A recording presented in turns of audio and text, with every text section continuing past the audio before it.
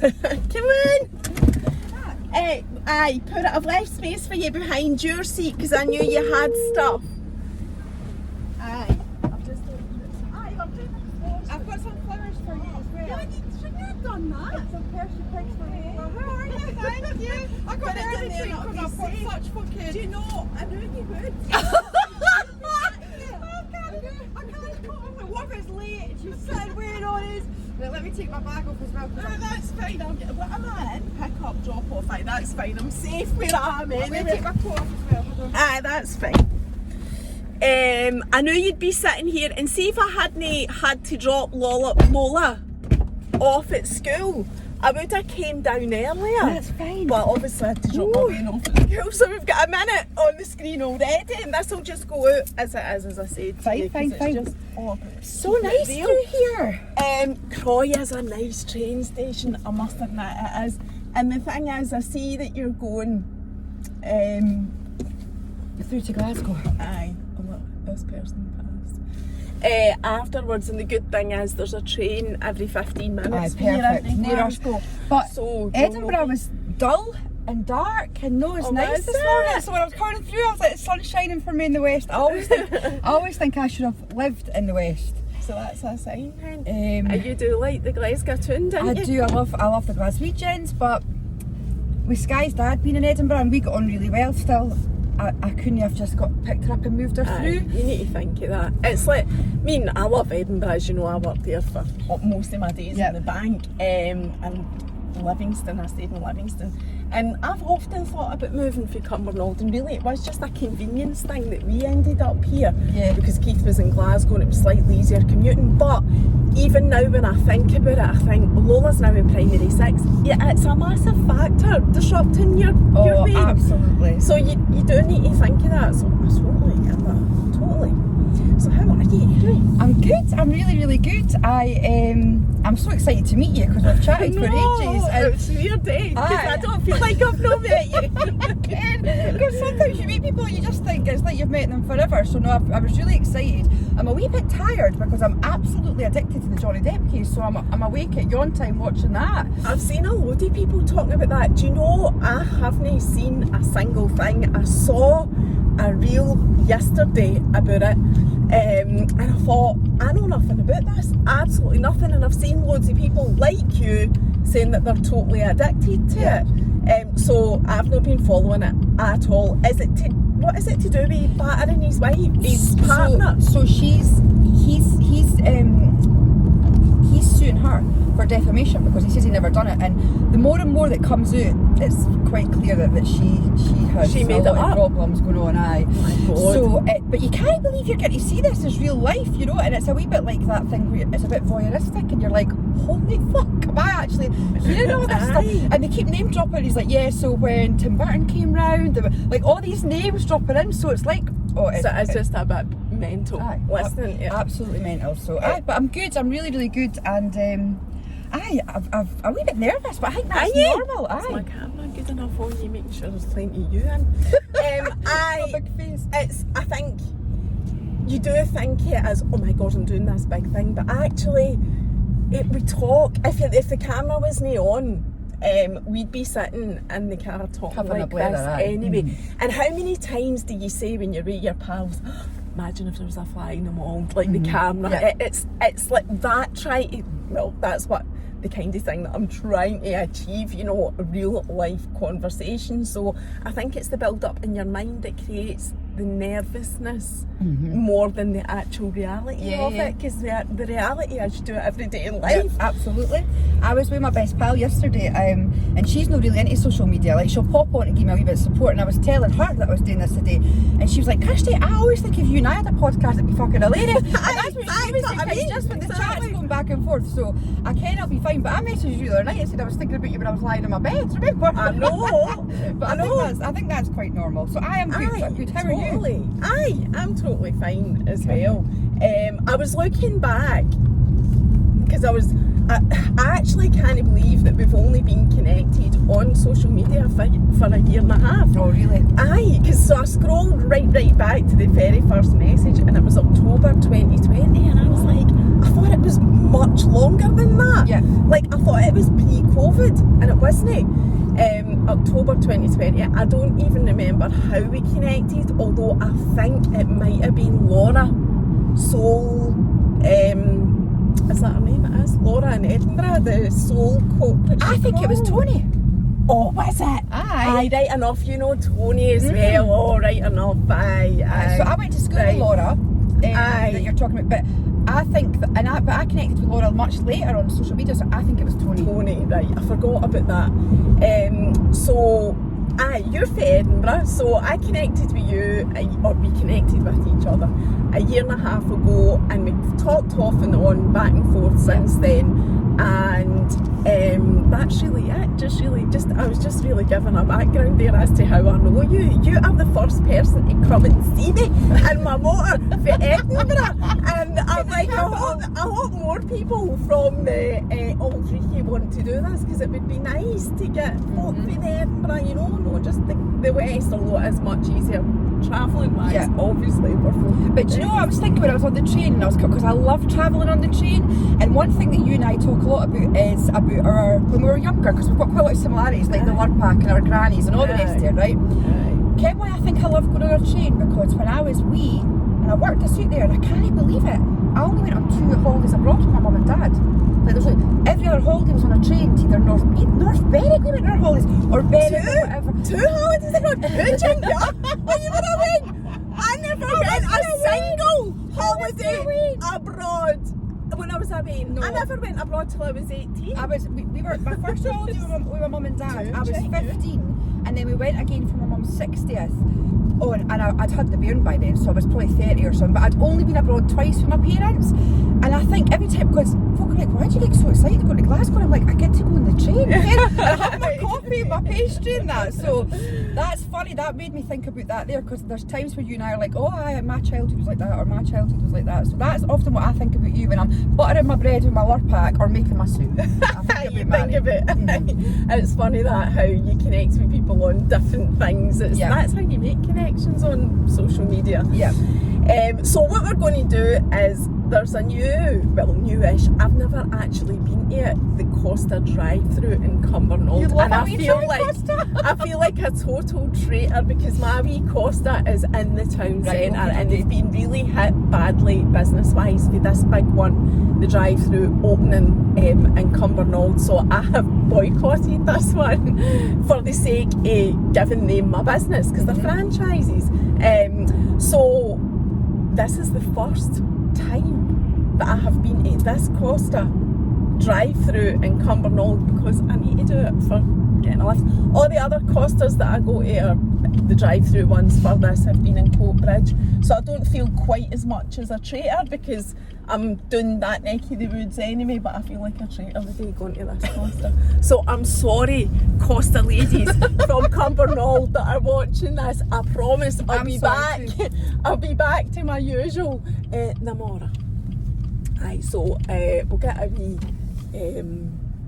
coffee or whatever you fancy, hen, and there's quite a big queue. See, this one's really busy.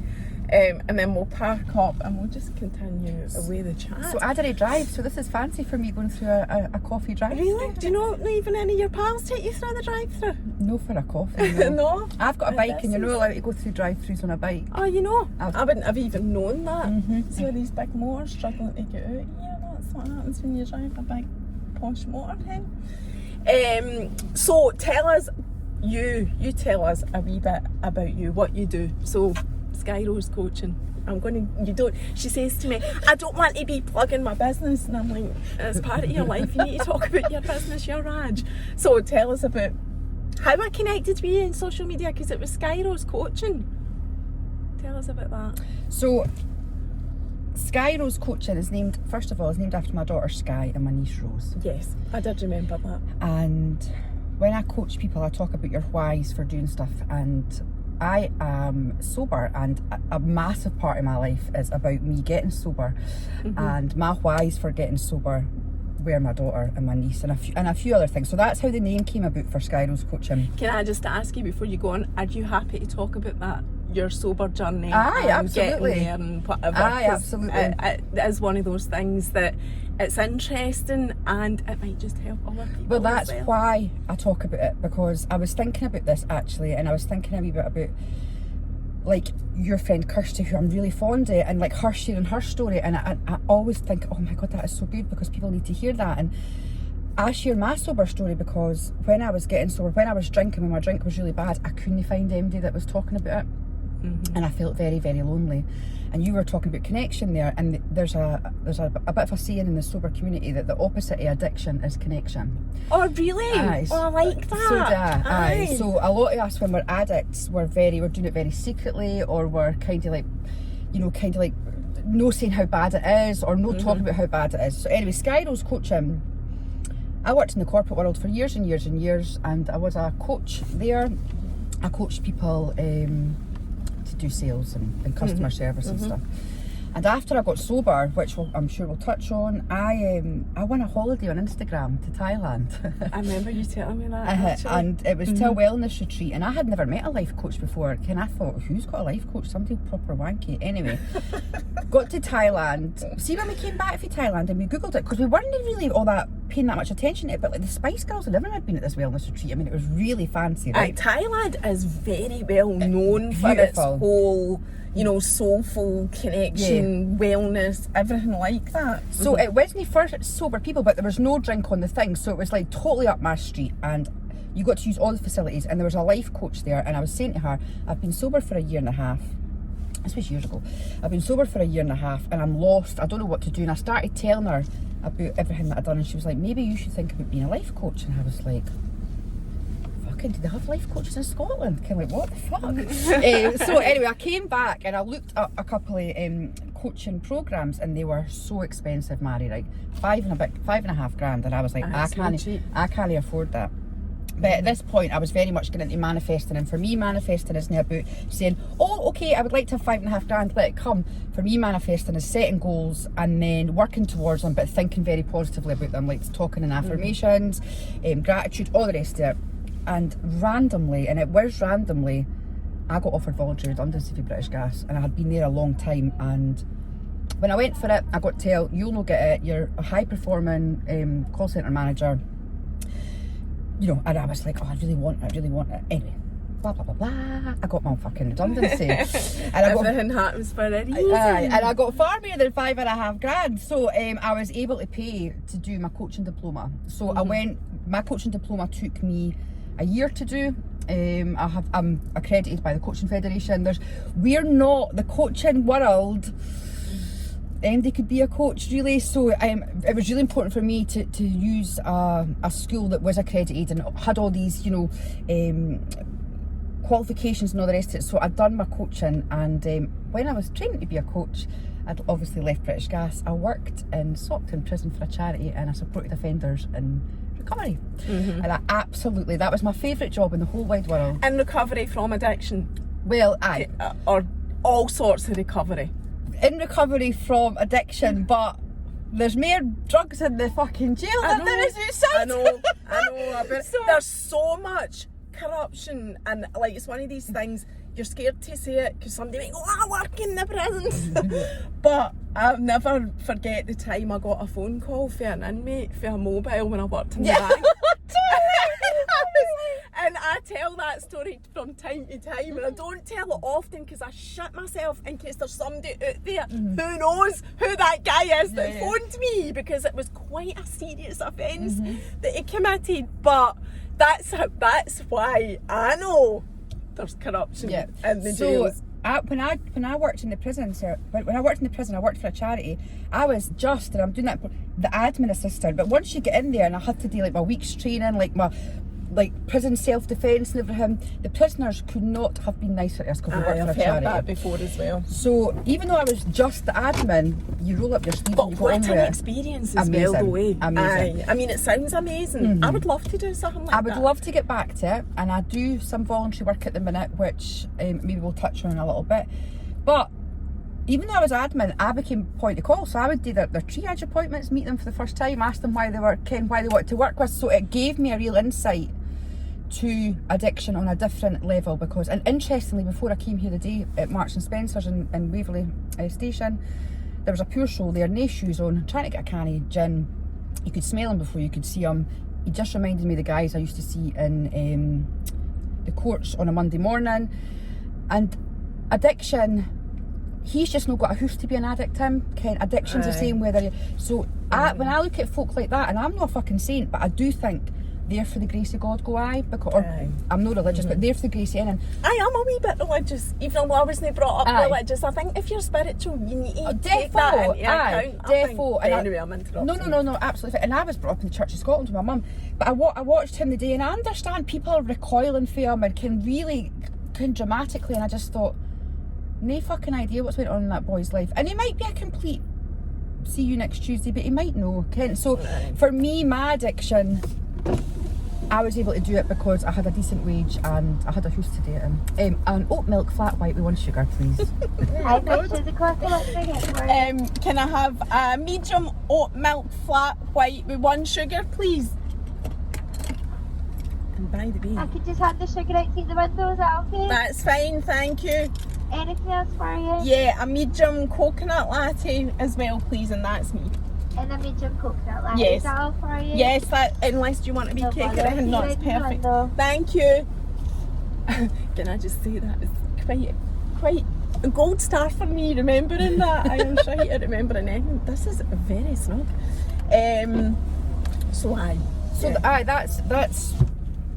That's how Skyro's coaching came about. And how long have you been doing that? I have been self-employed. I left the prison 6 weeks before the COVID hit, and I was like, here we go, Was starting my it? new business. I didn't. Oh my god, that's quite recent. And then I shat it, right, because COVID hit, and I was like, I can't do this. So I worked for the NHS for 6 months, which I loved again, because I love people. So I was meant to be a doctor's secretary, but because of COVID, a lot of the receptionists couldn't come into work, so I became a receptionist. And actually, at one of my reviews, they said that other receptionists aren't very happy that the patients are asking for you when they phone, because I love people. I want to care about them. I want to make sure they're all right. So, I done that. So where are we now? So I'm probably been full-time self-employed for 1.5 years, and it's terrifying. Like, what the fuck? And it all stemmed for me being very open about my battles with alcohol and Class A drugs as well. And do you? It's very rare that somebody, and what I've experienced, I don't know, I don't have first-hand experience, but it's very rare to find somebody that was only addicted to one thing. Like, usually there are other substances or whatever involved in it, but I mean, I'm not an expert, so please take that with a bucket load of salt. But what was I going to ask you there? I was going to ask you about the people. I think I am as well, funnily enough. I was going to ask you about the people that you coach. Do you predominantly coach people with addiction issues, or would you say you don't? It's kind of... Because I would think if it was me and I was, you know, addicted to something and facing up to it, I probably would look for somebody that knows what it's like from first-hand experience, because there's no qualification in the world, Kirsty, and I'm sure you'll agree with this, that'll ever compare to lived experience. So I'd say 60% of my clients come to me because they are unhappy with their relationship with alcohol. Some people that come to me, I can't work with them, and what I do then is I support them through maybe possibly AA, or I get them into a crisis centre, but people can approach me that way. The other 40% people are setting goals and all the rest of it, but a lot of people work with me who've already stopped drinking and all, because they know that I've been through. You're on that path as well, because you're always on a path. We're all always on a path. See, the ones that you can't work with, do you mind if I ask you about that? Yeah, go for Why is it that you can't work with them? Because they're far beyond your... They need medical assistance. They might need like a Valium detox, which is where I was at when I was drinking. And would you say you're qualified to know that because of what you've been through? I would say that I can tell by how much they're drinking. I'll say, have you spoke to your doctor? So there's hundreds of questions I need to ask. So nobody gets to work with me unless we've had a good, half-hour chat, and then we work out what the best programme is for them. Right. So it's very... I can just tell when I speak to people, and everybody thinks they're the worst I've ever spoken to, because there's so much shame in addiction or shame in alcohol abuse. No, I know, I get that totally. 690, please. Thank you. I don't talk. I mean, you and I have had this conversation. I have got friends that have been through the struggles and whatever, and I don't really talk a lot about alcohol on my page for that reason. I feel like I know too much about how bad it is for people that have been in your shoes or are in your shoes or who are not even where you're at yet. That's fine. Oh, is this one of these ones that only comes in the wee cup? Aye, because it's that much. Has it got a sugar there Thanks. for me? Have you got sugar? We need sugar. Sorry? Sugar, please. Brown sugar? Yeah, one's fine. Thank you. But I don't drink a lot anyway, and last year I never drank for 7 months, I'm sure it was.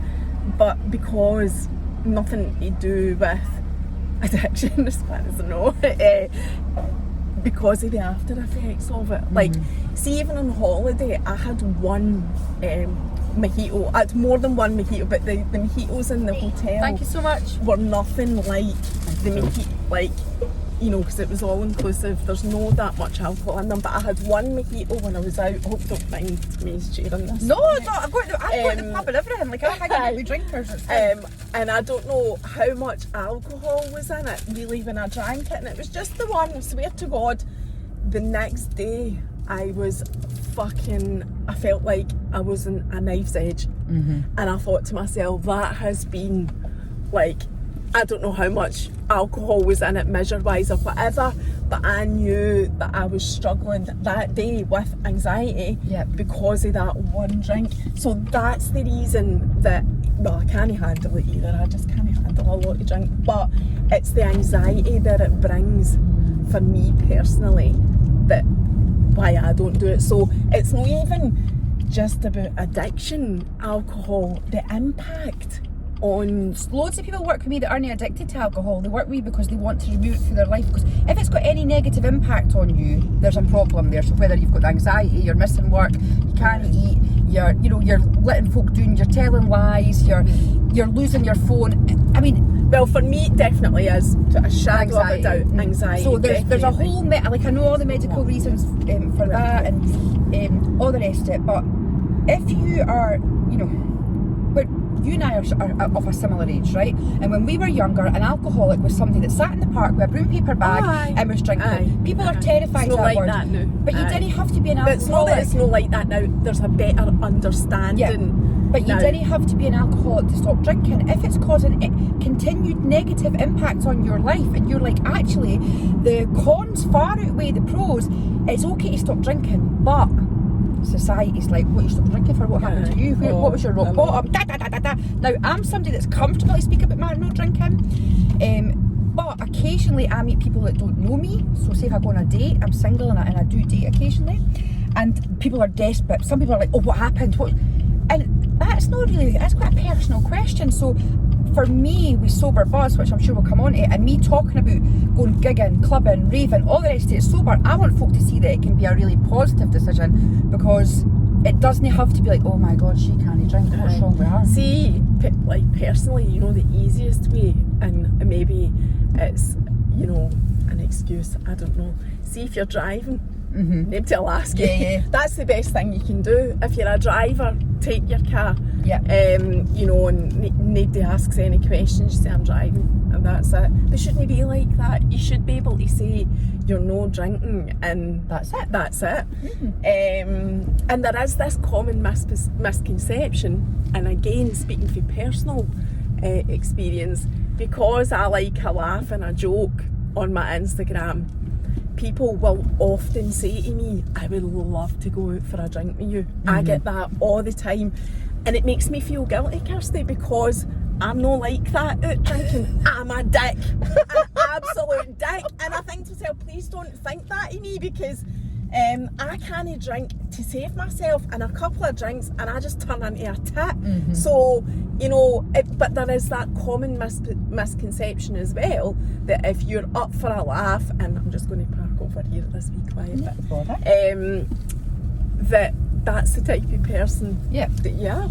Yeah. But anyway, so that's where the Sky Rose coaching came from. So I Yes. wanted to ask you about your journey with alcohol, which you've said you're quite happy to talk about, Absolutely. because I know you've been sober for 5 years come December, is that It'll be right? 5 years. Do you know, it's 4 years, 4 months tomorrow. Not that I like to count, but I do like to count because it's important to me. So I am very happy to talk Yeah, no, about it. you need to count, because, well, that's your accolade. You know, that's what you've achieved. Yeah, so 5 years, how old are you? Do you mind me asking? No, I'm 45. I'll be You're 46. younger than me, yeah. I'll be 46 in December. So I stopped when I was 41. Right. So, and how long? So when did it start? Just tell me when it started. So with I knew when I was 27 that I wanted to stop drinking. So that was the year after I had Sky. So Sky's dad and I separated when she was just about 1. And it was a very, very amicable separation. And you know that I'm really close friends with his mum, Sky's granny, and with Sky's dad and his uncles. So I'm very lucky in that way. But I was on my own with a bairn. And Did you drink before that? aye. The whole time? I was a massive party girl. I was known for it. Like, my girlfriends that have known me since I went travelling when I was younger. I came back when I was 20. The people that have known me since I was 20, that was my personality. I was the first one to get on it. I was the last one to leave a party. I took loads of classes. I was taking, I was into the rave culture, so I was into all that. But I started to realise when I was 27, I can't stop when everybody else stops, and I'd be coming home and just getting another couple of bottles of wine in to take the edge off it or whatever. So I went to AA when I was 27. I only went once, and I absolutely terrified myself. I went to one in the centre of Edinburgh, and a wee bit like that chap I was talking about earlier, it was a lot of homeless people that were there, or a lot of people who had massive additional needs to just my drinking. Anyway, and I carried on for 14 years after that. So you identified when you were 27 that you Somebody had a problem with drink, aye. So when I was 33, my mum died very suddenly, and my mum was a massive influence in our family. She was the matriarch. She was a tiny wee woman, and she was immaculate, like you, blonde, immaculate, but she held everything together. And it wasn't until she died that we actually realised, hold on now, she's fucking done everything for us. My mum, like, I'm left-handed, my mum would come and she'd say, oh God, Kirsty, put that down, I can't stand watching you do anything. You're left-handed, and Kirsty's going to cut herself, take that, Ken, even as an adult. And she'd done everything. She'd done, when she died, she was still with my dad. My dad couldn't use the washing machine. I didn't ken how to pay my TV licence. I ken that sounds ridiculous, but my mum would do it for me. So when she died, I was left with a huge responsibility. I was left with an elderly aunt that my mum cared for, and my dad took it really bad. My mum was diagnosed with cancer on the 14th of November, and she died, the 13th of November, and she died the 14th of December, 28 days. And I remember that was one of the things that connected us, because I remember having connected with you in October, I then read a post about how much you hated Christmas. And I think the effect it had on me, I was actually devastated for you. And that was one of the times we had quite a big conversation about that. So aye, she died 4 days before my 34th birthday. And she done everything for Sky as well. Like, she'd just retired. She was 60. My mum didn't drink. She would maybe have a glass of wine at Christmas. She liked the odd cigarette, but she wouldn't buy them, that kind of woman. And she was riddled with cancer, and we lost her. And she looked after Sky when I was at work. We were at her house every single day. I would just open the door and go in. Huge loss to us. And I was in a relationship at that point as well. And he was a big drinker as well. And no shade to him, because we both had a lot going on. And my drinking just ramped up. Like, I was struggling. I couldn't cope. How long ago was that you lost your mum come December? I was 30, 12 years this 12 December. years, right. And that was when the drinking... It started to, it was bad before, as in I would come in every night after work and have a glass of wine. I now know the work that I'm doing, it's no normal to drink every night, where I'd be like, oh my God, my job's so stressful, I need a wine. At the worst of my drinking, I was drinking 3 bottles of wine a night, and I'm wee, I'm quite a wee person, and it does matter how big you are, but how much you drink, Ken. Your body can't take as much. Anyway, so I was drinking 3 bottles of wine a night. My marriage broke up. I'd done IVF at that point. I paid for IVF because my husband and I didn't have children together. and I got pregnant in it, and I miscarried very early on. When you do IVF, you know very early on that you're pregnant, so you're like, oh, I'm pregnant, and then, oh, I'm not pregnant, and it was just like, my dad was really difficult at the time. I've got a very difficult relationship with my dad, and the drinking got worse and worse and worse. And when you say worse and worse and worse, what was your lowest, is that the right So word, I never, or worst point? So I never drank in the morning, but I drank every day. Like, we were joking there that I've been 4 years, 4 months. I was joking, I've 4 years. There was a time I couldn't go one day with it. So at the weekend, I would be like, I'm making a roast dinner, so I'd just be open the wine at 11:45 in the afternoon. That sort of thing. Everybody knew that I loved a bevy. The day that I stopped drinking wasn't my rock bottom. There's only a couple of people know my worst times, but I regularly blacked out. I regularly woke up no knowing how I got to my bed. I regularly went to bed with the door open. There were so much very, very dangerous behaviours, and I was suicidal. I wouldn't have done it because I've got Sky, and I've spoke to Sky about this stuff. I'm very open with Sky, but I used to lie in my bed at night thinking it will be easier if I didn't wake up, kind of, just because I couldn't see a way out. And I used to think about my future. I'd think, I'm just going to keep drinking. And my dad's a big drinker, and I kept thinking, I'm going to be like him. I'm going to be like, so there was no future. There was no hope, no future. How old is Sky? She's 18. She's a big lassie now. She's a big player. And I mean, I've shared a couple of pictures before on social media, and I'll show you one offline after we speak on here, and you wouldn't believe it. I mean, I looked very, very unwell, and people would say to me, you didn't look that bad, and I think, you're fucking lying. Because I was bloated, I was exhausted, I was tired, I was existing, Mary. Like, it was like getting up, and I had a decent job, going to work. I used to go and buy wine for the fucking Morrisons across the road for British Gas and come home and put in the fridge, come back to work and put in the fridge so it was chilled at night. I'd go and buy another bottle on the way home and think, I better get a third, can I drink two? And then I'd go to another off licence and buy another one. It was non-stop. I had a partner that I didn't, after my marriage broke up, I got a partner. We didn't live together. I was with him for years. But he would drop me off before he started a night shift, and I'd wave off to him, and then I'd go and get another bottle of wine. It was just, I drank until I fell asleep. Like, it was like that. I hadn't grieved the loss of my mother, who was a difficult woman, but she was my mum, and I fucking loved her. I hadn't grieved the loss of my miscarriages with my IVF. I hadn't grieved, just so much. It numbed it all. It absolutely numbed everything. And then I'd go out at the weekend and party and make a complete tit of myself. Like, I couldn't look at my phone. I couldn't, oh my God, can the Facebook notification, can I go on it like, oh my God, or I'd have phoned somebody. I didn't have it. Aye, awful. Or I'd look at my phone in the morning and I'd be like, why did I phone that person I used to work with, and why was I on the phone to them for fucking 45 minutes? So, like, I had no recollection of what I was doing. Sky went to her dad's every second weekend. Sky went to her dad's every Wednesday. But Sky was in her bed by 8:45 at night. So that's when the second bottle or the third bottle would be getting opened. Ken, out the back, smoking 20 fags in a night. And I was ill. And every part of me was ill. And when I stopped drinking on the 28th of December, I got on my knees and I just begged for somebody to help me in my room. I was on my own, and I can't do this anymore. I can't do it, and I've never touched a drink since. And it was between Christmas and New Year. My best pal came down, got to do all the bevy. My best pal doesn't drink. My pal Alison. What made that time different? Do you know, or is it just one of those things that was it? I was just madly in love with my partner at the time. Absolutely adored him, and we knew somebody that we both loved who died of alcohol addiction. I saw myself going this woman's way. I also saw me maybe losing my relationship to my partner, my then partner, who, as you know, we've been separated for three years now. But I don't know what made it different that morning, but it had been his birthday, my birthday, my mum's anniversary, Christmas. Like, there was so much in this week, and it was just that I'd been at a Hearts Hibs game the night before. I couldn't remember the score. I had to check my phone to see what the score was. I woke up and I had been smoking in my bed, and Ken, what I think just now.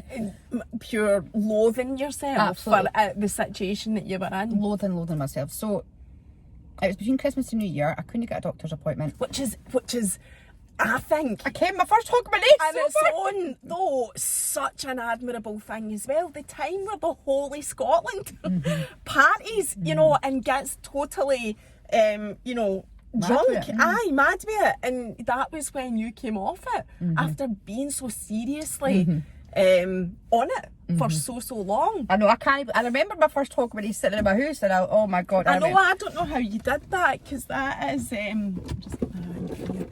That is like mental. So tell me about that time. So I couldn't get a doctor's appointment, but I did manage to get in touch with a local crisis centre in Edinburgh, and I went to them because I was shaking. I wasn't well at all. What were you looking for the doctor? Why? What was the purpose of the doctor? Because I knew that because of how much I was drinking, I shouldn't have stopped immediately. All right, okay. And also, like, when I did get a doctor's appointment, I expected to go in and be like, "You are amazing." So I was on a lot of medication then for my mental health. I was on medication for what they thought they diagnosed me with bipolar disorder. For years they diagnosed me with that. And I was still drinking on all this medication, and I went to the crisis centre and they were amazing, and I went in to see them and they gave me, which is weird now because of COVID, but I went in and then they gave me a number to phone, and I always talk about my first year of sobriety, like being head down and just marching to that 1 year. I got a doctor's appointment in the January, and he said, "You could have killed yourself." He was really like, he said, and that's the same with any addiction. You can't do that to your body. Nah. You went completely cold turkey, and I'd been drinking every day. Like, so anybody watching this, please don't do that. Speak to their doctor. He done my bloods for me. I got my liver tests and all the rest of it. He offered to do a Valium detox, but he admitted himself it was too late for me then, and I went straight into Smart Recovery, which is a recovery group, and it just wasn't for me. I found it very, very difficult, and everything I say about AA and Smart Recovery, I'm no dissing them because I've supported people through these programs themselves, but for me, I had spent years shaming myself, like really shaming myself, and it had never worked. And I remember in that first year no drinking, when I completely changed my narrative and started to say to myself, "You're doing good, you're doing great." And this is why I'm a self-love coach, because I'd hated myself for years. I used to stand in the shower and say out loud, "I fucking hate myself," and I would shiver, "I fucking hate myself, I can't go on like this." And I used to say this. So we talk about affirmations now. I am the best, I am great, but I was the opposite. I was like, "I hate myself, I can't do this." And I thought, I'm going to try, because my mum was never one for saying, you're doing great. We were a very hard family. Same. I tell the bairn like you, I tell Sky 170 times a day, "Love you, you're amazing." And she's like, "Oh, whatever." So then I found this online group in New Zealand who were sober, and I used to type in every morning, "That's me, 14 days sober," and then they would come on at night and be like, "You're amazing, well done, look how good you're doing." And I started my gratitude. I started really being the care and love that I so desperately wanted from other people. No, my mum's fault. She was dead by this point, remember? But there was never warmth, there was never love, there was never, there was never, "Come on, it's going to be all right." We never spoke about anything. And I knew I craved that. I absolutely craved that. So I gave it to myself. And then my friends were able to give me it as well, because before I had been so like, "Oh no, I'm fine. I was like, I need support, I need love, and my friends were able to give me that, as were these people in New Zealand. And that's why I started sober accounts, because I thought, I need to be the change that I wanted to see. I wanted to be the positive, because me stopping drinking wasn't a negative thing. It's the best thing I have ever done in my life, because look at me now. Listen, don't get me wrong, I'm a miserable cow at times, but most of the times I love life. Turned it around Massively. So my friend Alison that said to me we should do a podcast, she's been through it all with me. She's been at the darkest hours, she's been before I stopped drinking, and she kens, and she'll say, I feel emotional. And I feel emotional, you talk about it as well, but do you know what triggered me there was relating to the childhood bit of, no, and I think this is quite typical of the Scottish generation of our age, that it was the stiff upper lip, and you never hung your dirty laundry out in public, and if my gran was alive now, she would die anyway, so with would legs in the air if she could hear what I talk about on social media. Well, and so that does still play on my mind, but I fight through it, Kirsty, because it's no good for any of our mental health. No, so we now know bairns. That now, but that kind of triggered me there when you I felt a lump in my throat, because I was like, God, I relate to that so much. Like, I just remember always thinking, I just want somebody to think that I'm special. Aye. And I still do, and I have to validate myself, and I'm I'm single and I would love to be in a relationship because I've done so much work on myself and I'm like, I'm ready to like show you I can validate myself and then get that love for elsewhere. So that's next on my fucking goal list. But anyway, on Mother's Day there, it's cracked up to be. on Mother's Day there, somebody messaged me and said to me, your mum must be so proud, and it's somebody I know well-ish, and I said, do you know what, she actually wouldn't be, she'd be mortified. She would be like, I relate to that as she'd well. be like, why on earth are you thinking it's special because you managed to stop drinking? You know, she couldn't, she'd be more, and then this whole airing your dirty linen in public. So she wouldn't be proud of me. She would maybe be proud of like the volunteer work I do, and I didn't talk a lot about that online, and other bits and pieces that I keep to myself. But when she was alive, I remember her once saying to me, you're a far better mother than I was. She says, because you can show that being love. She says, I struggled with that. And when she was dying, she said to me, I know that I should have told you I loved you more.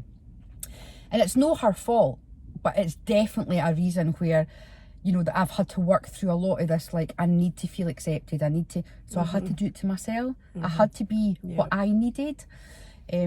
So that's why I speak really openly about and I was taking a lot of cocaine at that point as well. That's why I speak openly about it, because I want people to know that you're not alone, and secondly that you didn't have to be living like every Monday morning like, oh my god, my weekend was shite, I'm hating life. You didn't have to be like, you know, you can be the love that you need. You can validate yourself. And like I said, Alison, you know, she'll say to me, oh doll, she's like, doll, I'm so proud of you, and I'm like, I'm so proud of you, we have a wee greet and all the rest of it.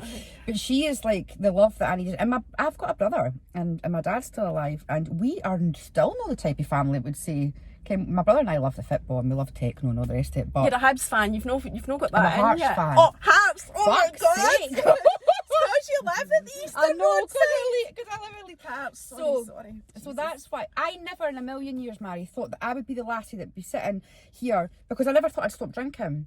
And I never thought, like, I've always been comfortable talking, and I've always, like, at school I was always the narrator. I was a bit like your Lola, really. I was always quite happy to be, I was a dancer and all the rest of it. But I never thought I'd be sober Kirsty, like with sober buzz and all the rest of it. You need to tell us about sober buzz, but finish what you're talking about there, because I don't want to interrupt. No, you're fine. It blows my mind still, and every single day I talk a lot about gratitude, and every single day in my gratitude, I've done my gratitude for as long as I've been sober, I still put down that I'm grateful to be sober, because by stopping drinking for me, it wasn't just like, oh, I can't drink anymore. It was like, hello world, hello life, hello. Look, I'm sitting in a car with you talking about this. I'm going through to Glasgow to meet some people to talk about the work that I do. I've been on the radio, the telly, all that, because I'm passionate about folk kenning there is another way. You do not have to be a slave to the fucking bevy. Aye. Do you know what else that comes out of all of this, I think, that's really hugely significant as well, is that it's never fucking too late. Never. Either. Like, here we are, a couple of middle-aged women, you know, and I'm just middle-aged, but aye, fucking middle-aged.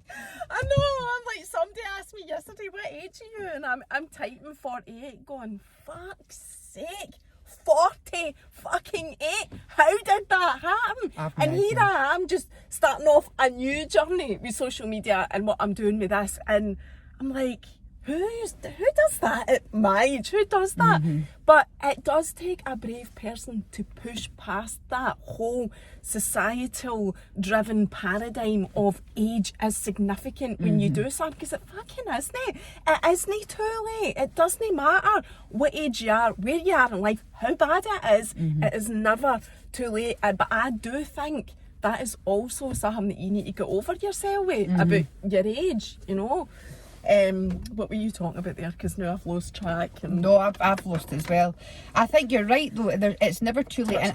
And I work with young people in their 20s and their 30s who've decided to stop drinking, and I'm like, fucking go you, like go you, like your life's out there to be lived. So Sober Buzz, I started a page called Sober AF Edinburgh, Sober as Fuck Edinburgh, with a group of lassies. And we were all sober, and we still are, and they're some of my closest pals. And then Sober Buzz came about because a girl from Glasgow asked if I wanted to be involved to do like events and all the rest of it, and I was like, aye, definitely, because I knew that I wanted to at that point have more sober events and stuff.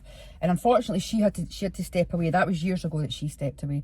And Sober Buzz now is like I stepped away for a wee bit last year because this guy's granddad died, and that was really hard, but it is like a blog. It's just me being like, I do lots of things sober. I really enjoy it. And talking about helping people. Like, so a lot of people are worried about what friends are going to think, about how they'll have nights out, about what alcohol-free drink. So it's just have space for people to be like, oh, I don't know, that lassie's a bit like me. Maybe I could do it. You know, it's a space for me to be open and be, and it's very different from my work because there's no, you ken yourself, you didn't get fucking any income for that. And that's not why I do it. I'm there doing Sober Buzz because me in 2017 was searching for that. I was like, there must be somebody that can tell me that's going to be all right. There must be somebody that can tell me it can happen at any time. There wasn't. There's amazing pages now, like Sober and Scottish, and there's loads. It's a much much bigger Insta. If anybody wants to find pages, if you hashtag Insta Sober, you'll find or Sober Insta, both of them, you'll find loads of pages. But when I started back in the title, there was nobody in Scotland doing it, Ken, and. There's a brilliant podcast which I want to touch on, and it's two Irish guys, and they say in the first episode the only thing sadder at an Irish funeral than the dead person is people no drinking at the funeral, and it's very much like that still in Scotland. They're still very much, you're rightly so, it's getting more acceptable, but there's still fuckers that are like, just have one. You know, my dad, I've been sober 2 years. He brought a gin and tonic and put it in front of me at his birthday. I says, Dad, I'll no drink. He says, this is a fucking piece of nonsense, So there's still this real. I've been on dates with folk and I've said, I didn't drink, by the way, and then you go out and they're like, you just have one though, and it's like, what, you no fucking getting me? I have one and you'll be fucking regretting this for fucking sure. So. If I setting eyes on me. Yeah, totally. So there still needs to be so much done because I live in a pretty much sober bubble. Most of my pals didn't drink. A lot of my pals stopped drinking when I stopped. Some of my pals still drink, but sometimes I come out of my sober bubble and I'm like, oh my God, there's folk who still think that it's all right to say to people, just have the one, doll. Can you not just have the one? Just stick to wine. What about, I tried all that if I just stick to wine, if I drink water in between, if I didn't drink gin, if I didn't drink wine. And a lot of it for me that I'm sharing now is because I want these people who think it's funny to say just have the one, or funny to be like, oh well, you've not really got a problem, ken what you didn't ken what's going on in anybody's life. If somebody says to you, listen, I'm not drinking tonight, the best thing you can say to them is no bother at all. What are you having? Is it a Coke? Is it an alcohol free beer? Or if it's somebody that you love and you know really well, absolutely, I'm supporting you on that. But if you ever want to speak about this, just give me a shout.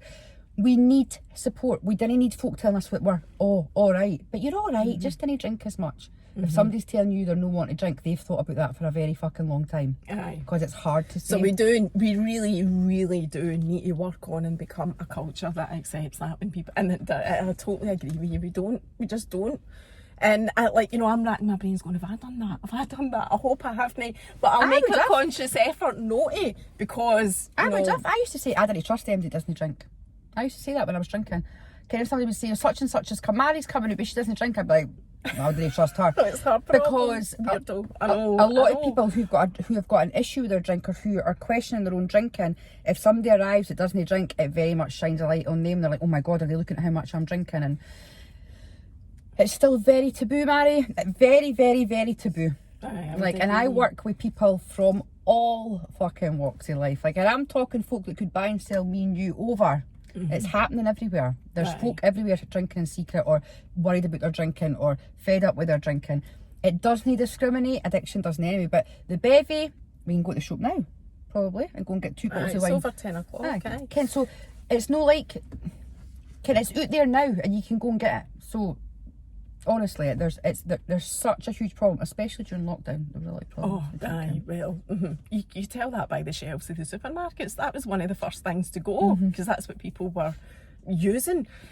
I wanted to ask you, I'm conscious of time, we're at 50 minutes nearly. I want to keep it under an hour. But this is how it goes. It is just, there's just so much always to talk about. The impact of the alcohol on your parenting. Was there a massive impact, and how would you maybe sum that up? And maybe there isn't a lot of that you can talk about, because I know that is sensitive, and it's sensitive for all of us. There's only so much you can share on social media when it comes to that type of thing, anything sensitive. But would you say... So I remember speaking to Sky when I was about 2 years sober, and said, oh, I'm 2 years sober, and she was like, all right, whatever. And I was like, do you notice a difference? She was like, I didn't think you drink that much. And but Sky is around a lot of people that have a glass of wine with their dinner or a beer after dinner or whatever. So she wasn't seeing how much I was drinking. But there was times where my parenting could have been better, and I most definitely was not a present parent. As in, when I was coming home from work, my first thought wasn't, wonder how Sky's day been. It was like, I need a glass of wine and a fag. But that's you criticising yourself. I feel it's important to say that. That's yourself being self-critical, because Sky's already told you she wasn't aware of it, and that's that whole thing about mum guilt and beating ourselves up and whatever. It doesn't matter what you're doing. We all do that. We all beat ourselves up. But your view on how it impacted your parenting is very different to her view. There was a time where my main priority was what I was going to drink and how I was going to drink and when I was going to get a drink and what time I could start drinking it and would everybody else be drinking. So but as I say, I have been very open with my daughter about it, and it's very interesting because Sky's a young adult, and you know, she'll do what she wants to do, and I certainly wouldn't be stopping my beer and drinking. That's not what I'm here to do. I'm not doing that. So that's quite interesting. I think for her now, she's probably a bit fucked off that she's got a man that doesn't drink, because I'm sitting there like, well, we've got a 40th on Friday and a wedding on Saturday. The two of you together. Two together, and Ken, I'll be the one sitting there no drinking. But I wouldn't say to her, oh, you're having too much or whatever. But I would maybe be like, if she was getting pissed, but I've never seen the bairn pissed. She never even came in pissed. So maybe, oh God, please let that be me with my screwball, Wayne. Oh, I'm kind of hoping that not that yours is a screwball, but mine's is. Oh, Sky's like my ma. Sky's so serious, like deadly, like totally serious. So I definitely did impact. And Sky's dad and I, as I say, are very, very close, and he's remarried, and Sky's got wee sisters, and I'm close to them all. And he's said to me in the past, I'm really proud of you. He's like, look at what you've done. You're absolutely amazing, because he kens my past for my family. He kept my family really well. And he'll say to me, oh, Kirsty, I'm going to have a beer tonight. You're making me feel guilty. And I said, no at all. But when I hear it for him, because he saw how ill I was, or how upset I was, or how much I wanted to stop, even way back then. So to hear it for those folk, but I'll always beat myself up. I'm a ma. Unfortunately, that's what we do. That is what we do. Whether you've got any other baggage, that is what you do. So now, where would you say that you are in terms of support? What support do you need now? What's your ongoing support structure, things, whatever that you need? So I didn't drink. I have no urge whatsoever to drink, right? None whatsoever. It's never. When my wee cat was killed earlier this year, I was on the phone to the council a lot, and I thought I could just fucking nail a bottle of wine, because I was just stressed out. But I didn't need any support not to drink or take drugs. So you're beyond that. Oh, like for me now, I'm like it would add nothing to my life. Like, why would I want, like, somebody said, could you not just have one? Why would I want just one? What would that do? And I know a huge amount about the health risks with even just having one, and I'm not going to bore folk with that today, but there's plenty of books out there that could tell you about it. I couldn't imagine what, for me, I can see right through the big alcohol, I can see through the bullshit of the advertising, I can see through the fucking nonsense that it's promised us, that glamorous and fun and all the rest of it. My life wasn't glamorous and fun with a baby. I'm hardly glamorous now, but I feel far better now. So there's no support there. I'm doing a lot of work on me as a person. And I've got a coach, and I see a therapist occasionally, but I think that's part of my journey, is like unpicking so much, kind of like peeling away the layers to find out who's underneath here, and I think I'm pretty close to her now. Aye, I think that everybody needs that though, regardless of what your issues are or your baggage or whatever. I think that we're all on a journey of self-love, finding out who you are, and accepting who you are. Yeah. Like that whole, like, you know, I just feel anybody says anything about what you've done or who you are or whatever in the past, I just think, and what do you want me to say? And what? I think if you can get to that point about yourself, you're making good progress. So much of my work with clients is about, because when I could accept who I was in my past, that's when I could move forward.